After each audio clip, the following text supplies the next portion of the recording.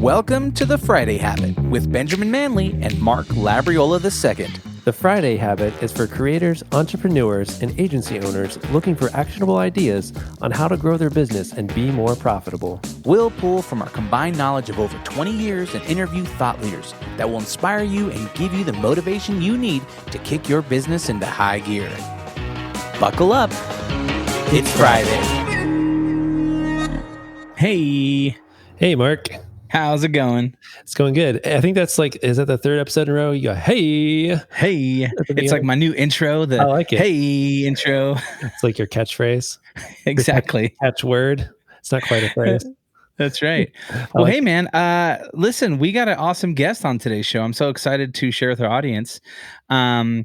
He is the founder of Voy Media, which is a fast-growing marketing agency based out of NYC, the old New York City for those layman's.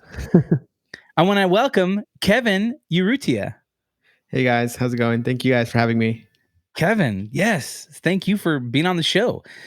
So, a lot of people might not know who you are, and so I would love for you to kind of just give us a journey of how you became the director of Voy Media and kind of how you got into doing creative services and marketing and all that kind of stuff. Yeah, so my name is Kevin Urrutia, and I'm from New York, and I grew up in Queens and Floral Park, Long Island, and then I went to college in Binghamton, upstate New York, for computer science. So my background was actually in programming. So growing up, I was always big into like computers, and I was like making games. I was like, oh, I'm gonna be a programmer. I want to make games, and that was like the dream of like when I was like 12 or 13, right? Sounds like my son. He's 10. He's saying the same thing. Yep. Yeah, it's like, and it's so funny because back then I kind of was telling you guys earlier, like my parents came from like El Salvador, like programming, being on the computer. There was not a thing that like you knew about. So for me saying I want to be a computer programmer, they're like, that's not a job. Yeah, exactly. They're like, they had no clue what that meant. And I was like, it's not just games. They're like, but it didn't help that like I was also into games. Yeah. So it's like, I'm like, it's not just games, but it's also gaming. But that's sort of what got me into programming. And like, I was like, I want to do this. And then I went to school at Binghamton for computer science. And really there, I learned that kind of making games and like making websites was different than what they taught. A lot of it was like very like math, analytics, like the whole like theory of computer science, right? Mm-hmm. But for me, I really wanted to kind of be into like startups or gaming or even like web development. So then that's when I started doing a lot more of my own like web stuff, web consulting. I was doing like back then, Ruby on Rails was really hot. Obviously, Twitter was hot back then. And it was like, oh, what's like one thing that programmers did back then was just like, what is this website built in? And like, you just look up stuff like in Stack Overflow. I'm like, oh, Ruby on Rails. Like, okay, I'm going to learn Ruby on Rails now. So I learned all that Ruby on Rails. And then in college, Wilson, who actually has Voy Media with me, we started a company and we called it One Tiny Bit because we're like, oh, we're gonna be so clever, like one tiny bit, right? Yeah. And then we basically were doing iOS and web development for people in the local Binghamton area. So I think it's funny because back then, like I was just doing this because I was really big into startups and I was like reading TechCrunch, TechMeme, all those like tech blogs where like, you got to go to Silicon Valley, you got to go there because that's like the tech mecca. And that's like what my dream was. But between then I was like, I got to do something because I always want to like, people always said like, you got to just build stuff. And I was like building things. And when I was doing my One Tiny Bit, the agency for web dev, we were just going to Craigslist and finding leads. And at that moment, I didn't realize that was like lead generation or even like sales. It was just me like, I want to make business, make money, right? So I always tell people like, oh, how'd you get leads? And at that time, like I just wrote a program Craigslist was much simpler back then. I wrote a program that would just scrape Craigslist, the local Binghamton area, and look for the keywords such as iOS or web dev. And then I would send them an email saying, hey, my name is Kevin. I'm a student at Binghamton. I'd love to help you guys out. My rate is this. And like probably super cheap back then because I was in college and I knew nothing about pricing. Right. But then I was like, this is how I got my first few clients. And then like we were making stuff. And right there, and then eventually like I got a job in Silicon Valley because that was like my dream. So then after college, I went to San Francisco at mint.com. So I was working for Mint as a front-end developer. And I always tell people like, I literally never went to California before the job. I was like, and then people were like, and this is me being in New York, going to like complete West Coast. And people were like, this is like the dream I wanted. I was like, I'm going to go chase it. And like, I don't care. Like people are like, oh my God, like do you don't know anybody there? I was like, that's exciting and scary, but I wanted it so badly. Yeah. And then this is like also me thinking, like I was talking to my mom about it at that time. And then she was just like, and I was like scared. I was like, obviously, I was like, I told people like, I was crying. You know, like, I was like, it's pretty like crazy big move. And she's like, this is what you want. Like, she's like, think about me. Like, I came from El Salvador. I didn't know anybody, didn't know the language. You're like, have a degree. You're gonna go here. This is literally your dream. Like, why are you scared about it? And I was like, oh yeah, that's true. Like, this is everything I want. Thanks, Mom. That's a great mom right there. Yeah. I'm like, she's like, this is all you wanted. Like, you're chasing it. Like, she's like, I wish I had the opportunity. I was like, oh yeah, that's true. Like, why am I upset? You went and started working for the Man right away. Yeah. Mint. But I mean, what a great company, right? Yeah. To start working for. Mint is they got bought eventually by Intuit, right? Yeah. Mint was like, I was exactly what you're saying. Like, Mint was like such a great company. Like, even to this day, like I have like Intuit benefits for like my phone plan. I have like 30% off my phone. Like literally, like I haven't worked there for years and I still get it's like crazy. Yeah. Like, and I always tell people like, honestly, I tell people like within 1 month, I knew I didn't want to work there because exactly what you said. It's like, it's the man. It's like somebody telling you what to do, what to build, how to be creative. Yeah. It was like, and it was also just like at that time when I was like 21, I still wanted to just like make stuff. And when I was there, it was a very weird structure. Like our boss was like, yeah, like when you're here, you're only like technically like programmed to work 3 to 4 hours. So when you're working your sprints, that's how you like calculate how much stuff you could do in a month. And I was like, whoa, this is so crazy. Like, I'm pretty sure you're supposed to like, we have 8 hours a day. I'm like, but we're only supposed to work 3 hours. It's like, what else happens? And you realize there's all these meetings and things and lunch breaks that everybody just takes. Like, I remember like going to work at like 9. Okay, 9 to 10 will be like a kickoff, like one of those meetings, like a sprint meeting where you just talk about things, and then Scrum meeting or something. Yeah, and then it's like, okay, we work for an hour, and it's like, oh, you guys want to go get lunch? All right, let's go get lunch now. And it's like 2:00, and it's like, okay, let's work for 2 hours, and then by 4:30, people are like leaving, getting ready to leave because no one worked after 5 at these companies, right? It's like, right. It's like, but I tell people like, I love the company. If I was like 45 and like I wanted to like be at a place for like 9 to 5, but at that moment I just didn't want it. Yeah, you're young and adventurous, and you like you want to have experiences and all that stuff. So were you pretty conflicted as far as when you got there? You were like, wow, my dream's coming true, and then all of a sudden it was like, oh, my dream kind of sucks now. So that is exactly how I felt, and it was one of those things where I'm like, whoa, like, what should I do? And of course, like, by this time, like, a lot of my friends were like, just stay there for 2 years. Like, everybody's typical advice, like, oh, just be there for 2 years, then you go somewhere else. But at that moment, I was just like, I didn't come here for this. Like, like I told people, like, within 1 month, I knew I didn't want it. I'm like, it's like being in a bad relationship. Like, you gotta end it. I was just like, nah, like, I literally just said, like, hey, like, it was a few things too. Like, eventually, it was like my manager that hired me. He was like a really smart developer. And then he left to go do another company. And then I got another manager. I was just like, oh man, like the person I want to work under isn't there. So I'm just like, that like pretty much like sealed it for me. I was like, oh, I'm going to go. And then I went to work for a startup in San Francisco. Also, another big thing was that the commute was also like an hour and a half each way because I was living in San Francisco, but working in Mountain View. So I was just oh, this is killer. So then I got my new job at the company called Zarly. And that was complete opposite. It was like complete startup. We raised money, a lot of younger people. And also the commute was like a 5-minute walk. So that was like a no-brainer. There you go. Yeah. But anyways, I was there. So at Zarly, I was there for like 2 years. And that was like the pure startup experience. Like everybody was there, like kind of like me. We just like moved to work at these startups and exploring, going out, checking out places, and exactly like kind of what you see in movies or even like Silicon Valley, the show is exactly how it was like. And yeah, it's like crazy because you look at it, I'm like, oh yeah, that's exactly how it's like. It's like we were just like be eating at lunch and like, oh, let's go get drinking. And it's like, okay, cool, let's go back to work. And it's like, all right, let's get dinner now. It's like your whole company is like one person. You're doing everything together because like it's like a whole experience for everybody. It's like no one's been there before.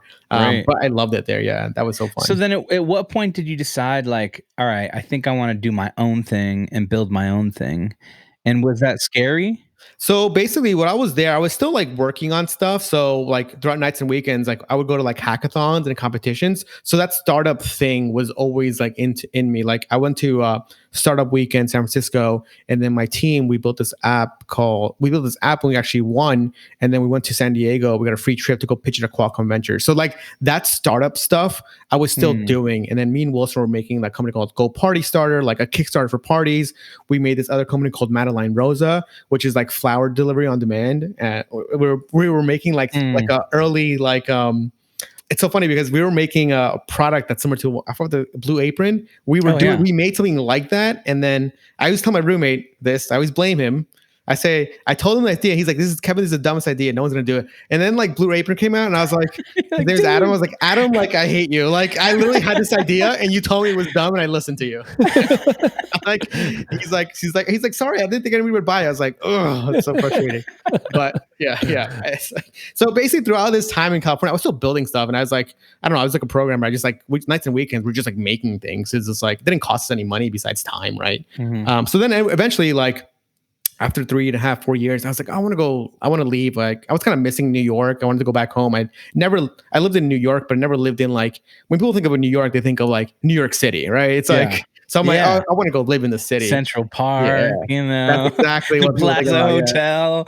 Yeah. So then eventually I quit the company and then I was kind of working remote for a little bit, but like, I always tell people like, I love the company there. They let me work remote, but like my heart wasn't in it. And like within like 2 weeks of coming back home, I was just like, hey, like, I don't want to just like not work and just like you guys like hate me. I was like, let me just like cut it off. I always tell people like it's better to just like end things right than just like let it drag on. And I just told them like, hey, like my heart's not in it. Like, you know, when your heart's in something, like you're just not going to work. So because I wanted to work on my own thing. And then that led me to start my first company, which is my cleaning company. So then I started a cleaning business here in New York. And the reason why I started that was because when I was at Zarly, we were doing we were like basically like a Angie's List essentially. And I was seeing that these home cleaning companies were making a lot of money, as in recurring, not like tons of money, but some of the stuff that was happening was that it was like an individual provider. And I was like, oh, what if I like wrap up all these individual providers and then offers it as a company, because then we can help with like the lead generation, the marketing, and just making sure that provide great quality. And at that time, this was like 5 years ago, there was no such thing as like online booking for these cleaning companies. It was very like, hey, you come into my house, inspect it, and I'll give you a price. And I was like, that's so inefficient because if you don't get the deal, you just waste time, right? So I was like, let me just, and plus like, I was like, oh, we live in New York City. Like New York City apartments aren't these massive apartments. It's kind of like, you kind of get what a studio is kind of like this certain amount of dimension. So then we did that. And that's what really helped us with grow the business that way, making it online booking. And of course, in the beginning, the maids were like, hey, like this apartment you sent me is massive. I was like, it's going to even out because like you're going to get a studio that's going to be much smaller than a regular studio, right? So it's like, yeah. So those are some of the things we dealt with because like, they're like, I'm not used to getting paid for this massive studio. I'm like, but you also don't tell me when you get a really small studio, should I pay you less? And they're like, no. I'm like, all right, yeah. So it's like, so essentially, with that maid company, did you had the idea to essentially generate leads, and then were you booking the cleaning service essentially off that yourself? So we were hiring the maids ourselves. So so we went, like I said, a great place was just Craigslist. We still use Craigslist to this day. Like there are these like essentially just service workers that are looking for jobs. And we said like, hey, we're looking for experienced maids to come work with us. And then we basically would hire them and say like, hey, we're going to give you a job when there's a booking comes in. So that's how we built the company. And then now all the maids, we have like, right now we have over 150 maids that still work for us. And then we have an operations team. So we're in Chicago, Boston, and in New Jersey and Brooklyn and Hoboken now. So yeah, so we've expanded to that. And but that's kind of like the concept was that where like I was just like I can do like the tech stuff and I can learn the marketing because I was like there's a demand for like cleaning, right? So then I was like, then that's how we built it. That's awesome. So the maids are contractors basically. So it's kind of scales up and down as you have work or don't have work. Yeah. So in the beginning they were contractors, and then now we made them all full-time employees or part-time employees. Yeah. Now they are, just because it's much easier. Obviously with contractors, employees, I know it's like different rules. Sure. So with employees, you can train them a little bit better. You can make them wear your clothing, your shirts, all this stuff that's kind of like great for a like obviously a place like New York City, where it's like just people wearing your shirts is like great branding, even though you can't track it, but they kind of see it. So stuff like that. That's awesome. Did you have any like aha moments in growing that business where you're like, oh, this is going to work? Like any moments where you're like, I'm not sure, but now I know it's going to work? Oh, I think it was really when we started to really, back then, like Google Local was kind of new. So obviously, like you guys know, like when you look for something on Google Maps, it's like the local listings. At that time, that was so new. And when we were just like optimizing our Google Maps page, like we just saw a bunch of bookings come in through organic SEO. And then that's when we're like, oh, whoa, like this is crazy. It actually works where like people are just finding us in this product and we're just getting a lot of phone calls. Another thing that really was big for us was like making these kind of like local pages. So let's say I live in Brooklyn. It's like you make like maidsailors.com/Brooklyn/Hoboken. That really allows us to get a lot of local traffic and really build like essentially like a web of like traffic, because you realize that people are looking for things close to them. And then if we were able to rank up locally that way, that really helped us get more bookings and phone calls. But I think the biggest thing for like anything business like this was like having a phone number. It's like we realized that like having someone to your home is, you need so much trust that if you speak to somebody, they're like trust you even more. It's like, oh wow, this is actually a real company, versus like this random website that you can just book the cleaners, right? So because like we could talk to them on the phone, but we're like, hey, by the way, like just while we're on the phone, book it over here. That way you can still do it, and then like you don't have to take the credit card over the phone because that's like a different thing that you need. That was super important, I think. That's awesome. Oh yeah, I saw on your bio you grew that from $1 to $3 million in 18 months. Yeah. So yes, for that company. Yeah. So that company, so the way we think about that company was going back to SEO. So what we did was obviously we ranked for like maid service NYC, home cleaning NYC, but really what I saw was that if you own like the spots on Google, it's kind of like real estate. It's the best places. So what we eventually did was then we started acquiring other companies that were on Google too. And then basically if someone searches for maid service NYC, the top 3 or 4 are my companies. So you're going to get my business. Oh, this price is too high. All right, go to my next company. Oh, okay, that's right. I'm like, all right, it's my company too. I'm going to get you. It's like, yeah. And like, it's funny because like, I'm like, yeah, like we like at that time, we're such a small staff. I'm like, okay, like this phone number is calling again. Like I'll pretend to be like Jim today. And like, it's like, you got to make up a different voice. It's like, yeah. And then like, I tell people always ask me like the strategy. I'm like, oh, isn't that weird? I'm like, clothing companies do this all the time. Like every single like Gap. Yeah, Banana Republic, Gap. Yeah, it's just like Old Navy. It's just all one company, but just different prices. Exactly. Right. It's the same concept. And then for us too, it's like behind, because remember, like it's just like a front end thing. And behind the scenes, we have the staff already and they need job. So it's like, hey, if we can provide that sort of, it's like lead generation plus like, but we also fulfill everything. So that's how we're thinking about it. So it's basically like you're presenting different brands to different audiences based on their needs, location, and stuff, but then they all come and it's served by the same team. Yeah, exactly. That's how we think about it too. And then again, like that is really what's helped us grow a lot. And then again, just acquiring other companies too. Like during this whole like thing, like basically like every kind of like maid company, eventually you kind of knew each other. Like, I mean, you guys know in the same people in the space know each other and you kind of like meet up. And then that's how I've acquired a company in Chicago where we were like at meetup, and then like a few years later, I was just like, hey, like I'm gonna go to Chicago. And he's like, oh, I actually don't want to run my company anymore. I was like, yeah. I was like, okay, well, let's buy it, right? And like I knew him for like 2 years already, so that sort of helped us grow too. But yeah, I think like SEO was a big part of the growth for us, and that's like what I tell people is just like long-term business growth. I think SEO is really good. I would say I do paid stuff, but like SEO, I still think SEO is better. So with Maid Sailors, how did you fund it? Did you just self-fund, bootstrap it from the beginning, or did you have investors to help you like purchase other companies, or how did you do that? So for Maid Sailors, the great thing about service businesses is that like it's just bootstrap. Like I only paid cleaners when we had a job. So I didn't have like any, because remember in the beginning it was like kind of like contractors. So unless we had a job, we would then give them a booking. So that's how we paid them. We paid them like a percentage of the actual price that the customer paid. But in the beginning, like even in the beginning though, like I always tell people like in the beginning, I was like kind of doing some jobs myself. And then again, at the same time, my mom was working for me.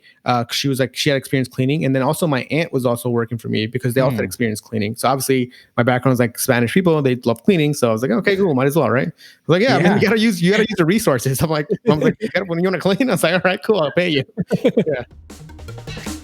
All right, we're going to pause the conversation and pick it up next week with Kevin. A lot of great stuff. You're not going to want to miss next week. And in order for you not to miss next week, you're going to have to subscribe to the Friday Habit. So if you haven't subscribed yet, please subscribe and leave a review. If you're enjoying the content that we're producing and enjoying listening to the stuff that Ben and I ramble on about and the guests that we have on our show, please leave us a review and rate the show. That always helps us out. Also, go to thefridayhabit.com. There you can find show notes for the episodes. You can also find links to our websites and ways to get in touch with us. And really, at the bottom of that page, you can download our guide to the Friday Habit System, which is going to show you how to set aside one full day each week to dedicate working on your business instead of in your business. Thanks again for listening to The Friday Habit. And until next time, live every day like it's Friday.